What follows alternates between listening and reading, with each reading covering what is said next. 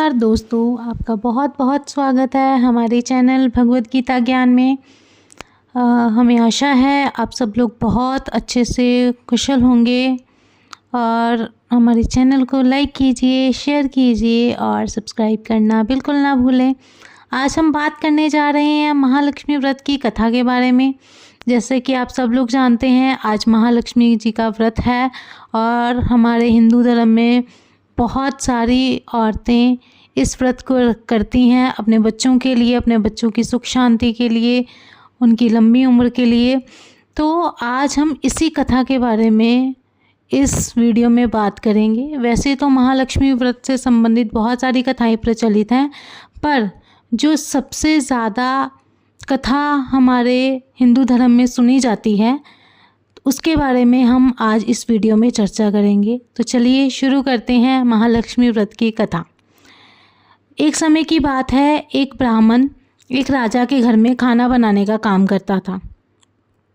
तो उसी काम से उसके घर का गुजारा होता था। तो एक बार ब्राह्मण को कोढ़ पड़ गया। जब रानी को इस बात का पता चला तो वो बहुत ज़्यादा परेशान हुई। उसको समझ में नहीं आ रहा था कि अब हम क्या करें। तो उसने इस विषय में किसी के साथ में बात करी। तो उस आदमी ने रानी को ये सुझाव दिया कि आप ऐसा करो कि आप सीधा तो उसको मना नहीं कर सकते ब्राह्मण को खाना बनाने से, तो आप उसकी जो चप्पलें हैं उसको उल्टी कर देना जब वो खाना बनाएगा। तो जब वो देखेगा वो समझ जाएगा कि अब उसने यहाँ पर नहीं आना। तो रानी ने वैसा ही किया। जब ब्राह्मण उनके घर में खाना बना रहा था तो उसने उसकी चप्पलों को उल्टा करवा दिया। जब ब्राह्मण ने बाहर आकर देखा उसकी चप्पलें उल्टी हैं तो वो समझ गया और वो वहाँ से चला गया। वहाँ से जब वो महल से बाहर आया तो वो बहुत ज़्यादा दुखी था, क्योंकि उसका गुजारा घर का वहीं से चलता था। अब उसको नहीं समझ आ रहा था कि वो अपने घर का गुजारा कैसे करे। तो वो ऐसे ही परेशान आगे की ओर चल रहा था। तो वहाँ पर नदी के किनारे कुछ औरतें बैठी महालक्ष्मी व्रत की पूजा की तैयारी कर रही थी। उन्होंने हाथ में धागे पकड़े हुए थे, वो एक दूसरे को धागे बांध रही थी। तो जब वो धागे बांध रही थी तो उन्होंने देखा कि उनके पास में एक धागा ज़्यादा है। तो वो एक दूसरे से बात करने लगी कि अब हम ये जो बचा हुआ धागा ये किसको दें। तो एक औरत दूसरी को कहती है कि ये पंडित जी जा रहे हैं तो इनको दे देते हैं धागा। तो उस औरत ने पंडित जी को बुलाया, उस ब्राह्मण को बुलाया और उनको बोला कि बाबा जी आप ये धागा ले लो और बांध लो। तो उस ब्राह्मण ने उस धागे को लिया और अपने बाजू पर बांध लिया। जब उसने अपने बाजू पर वो धागा बांधा तो उसने देखा धागा बांधने के साथ ही उसके शरीर का सारा कोढ़ ख़त्म हो गया। वो बड़ा खुश हुआ, वो बहुत ज़्यादा हंसने लगा। जब वो हंस ही रहा था तो उसी टाइम पे राजा वहाँ से गुजर रहा था। तो राजा को ये लगा कि ये ब्राह्मण उसका मजाक बना रहा है, वो उसके ऊपर हंस रहा है। उसको बड़ा गुस्सा आया। तो उसने आदेश दिया कि इस ब्राह्मण को उसके राज्य में लाया जाए। तो ब्राह्मण को उसके सामने पेश किया गया। तो राजा ने ब्राह्मण को पूछा कि तू मेरी तरफ देख के क्यों हंस रहा था। तो ब्राह्मण ने बोला, महाराज मैं आपकी तरफ देख के नहीं हंस रहा था, मैं तो खुश हो रहा था। तो राजा ने उसके खुश होने का कारण पूछा।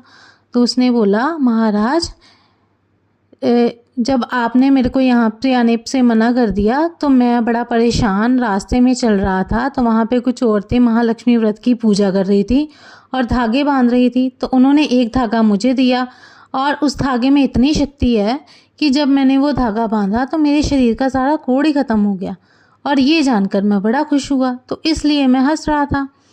तो राजा बड़ा हैरान हुआ कि इस धागे में इतनी शक्ति है।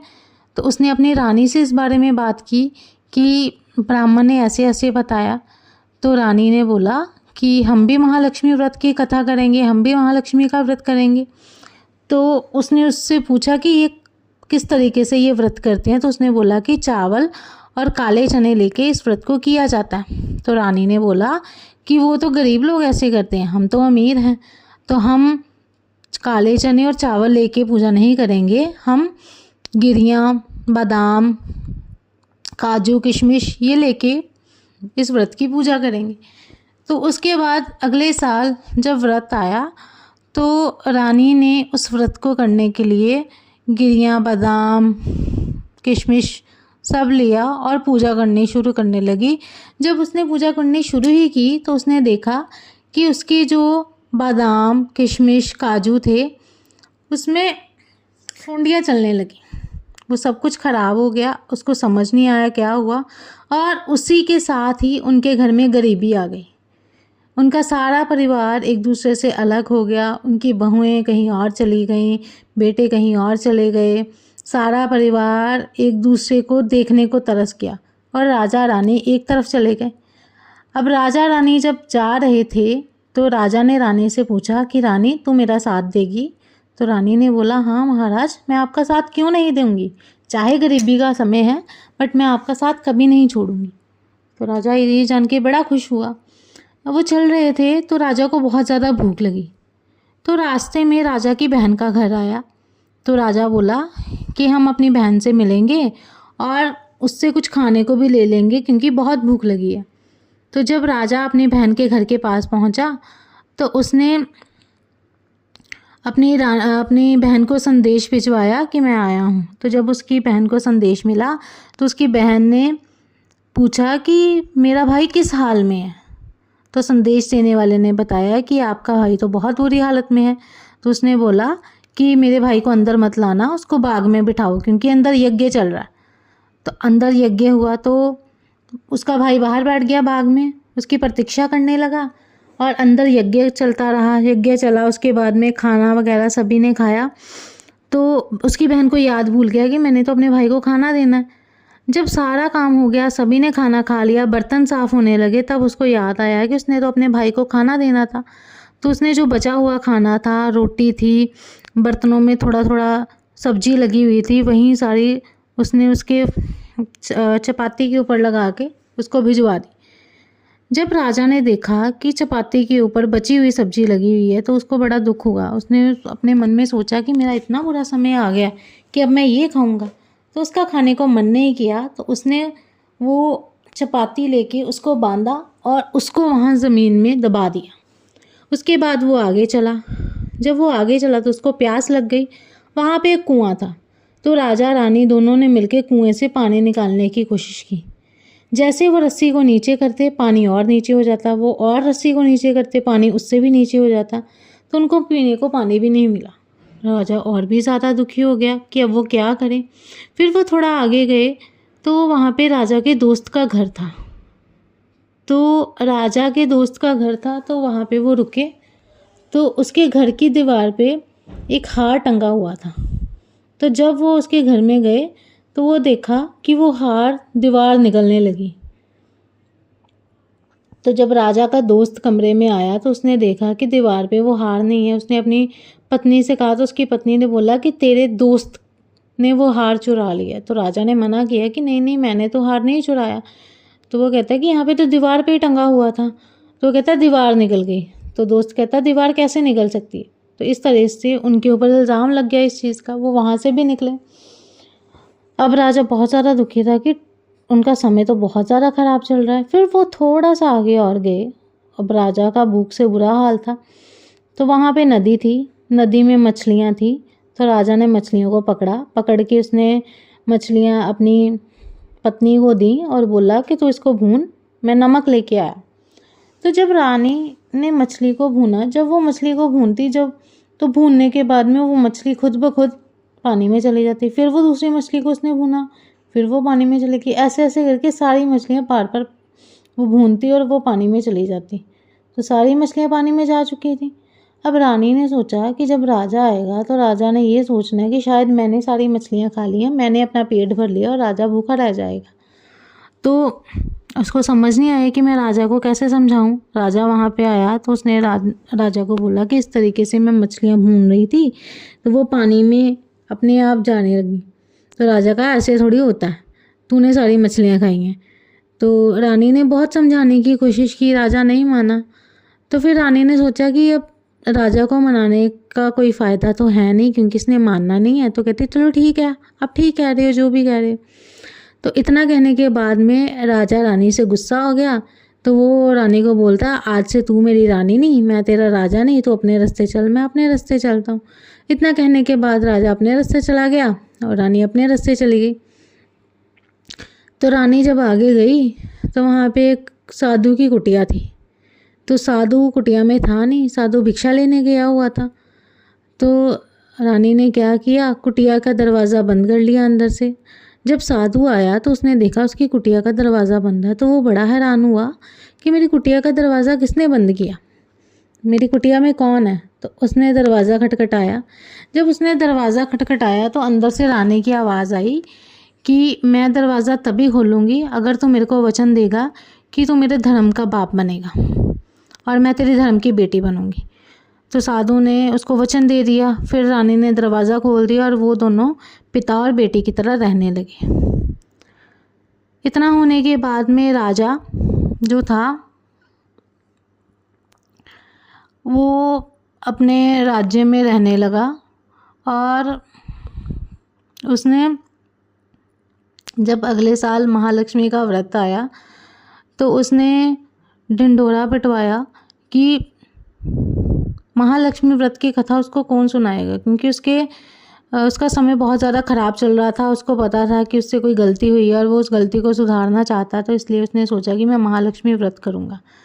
तो उसने जब ढिंढोरा पिटवाया तो साधु ने बोला कि मेरी बेटी, उसको महालक्ष्मी व्रत की कथा आती है।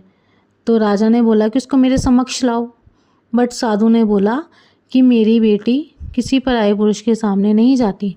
तो राजा ने बोला ठीक है, मैं पर्दा करवा दूंगा, वो मेरे को नहीं देख पाएगी, मैं उसको नहीं देख पाऊंगा और इस तरीके से मैं कथा भी सुन लूँगा। तो साधु मान गया।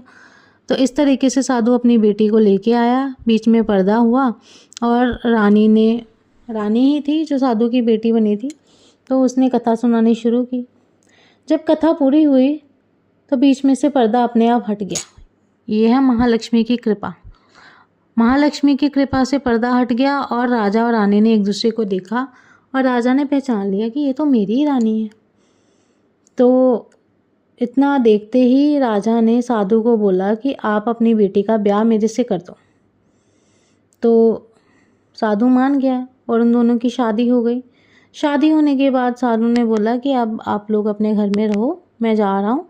और वो अपनी बेटी को एक दही का कटोरा देता है और एक फूल देता है और वो उसको कहता है कि अब तो तू अपने घर जा रही है ना, तो ये दही का कटोरा जब रास्ते में हिलेगा और अगर ये फूल मुरझा जाएगा तो तू समझी कि मैं मर गया। तो रानी बोलती है ठीक है। जब वो जा ही रहे होते हैं, ऐसा तो मुमकिन ही नहीं है कि अगर आप चल रहे हो और आपके हाथ में कोई चीज़ है, दही है, तो दही का कटोरा हिलेगा नहीं या फूल रास्ते में मुरझाएगा नहीं। दोनों चीज़ें हो गई, दही का कटोरा भी हिला, फूल भी मुरझा गया। तो उसको लगा कि उसका पिता मर गया, तो वो वापस उसको देखने के लिए गई। उसका पिता तो जिंदा था। तो उसने बोला कि पिताजी आपने तो मेरे को ऐसे बोला था। तो साधु ने बोला कि मैंने तो सिर्फ तेरी परीक्षा लेने के लिए ऐसे कहा था, कि मैं देखना चाहता था कि तू वाकई में मेरे से प्यार करती है। तो उसके बाद में वो खुशी खुशी अपने घर चली जाती है। खुशी खुशी वो अपने घर जाती है और वहाँ पे रानी की तरह वो रहने लगती है। तो उसकी जो अपनी ही बहुएं होती हैं, जब उनका समय ख़राब चल रहा था उस टाइम पे, उस समय से लेके अब तक कोई उनके घर में बर्तन मांजने वाली बन गई है, कोई उनके घर में सफाई करने वाली बन गई है, कोई उनके घर में श्रृंगार करने वाली बन गई है। तो वहाँ पे उसकी अपनी ही बहू एक दासी के रूप में उसके बालों का श्रृंगार करने लगी। जब वो उसके बालों का श्रृंगार कर रही थी तो उसका हाथ उसकी पीठ पे लगा, तो उसकी पीठ पे एक मौका था। तो उसने बोला कि रानी साहिबा, जैसे आपके पीठ पे मौका है, तिल है, ऐसे ही मेरी सासू माँ के पीठ पे भी तिल था। इतना सुनते ही रानी ने जब पीछे मुड़ के देखा उस दासी को, तो वो उसको पहचान गई। उसने बोला ये तो मेरी बहू है, और उसने भी पहचान लिया, कहती आप तो मेरी सासू माँ हो। इस तरीके से जो वो बहुएं बुरी हालत में थीं अपने पुराने समय से, वो भी ठीक हालत में आ गई। सभी ने एक दूसरे को पहचान लिया, सभी फिर से इकट्ठा हो गए और महालक्ष्मी जी की कृपा से एक बार फिर से उनका परिवार हरा भरा हो गया, एक परिवार उनका इकट्ठा हो गया। तो ये है महालक्ष्मी की कृपा। तो जिस तरीके से महालक्ष्मी आपने सतयुग में अपनी कृपा बनाए रखी, इस तरीके से आप कलयुग में भी अपनी कृपा हम सबके ऊपर बनाए रखना।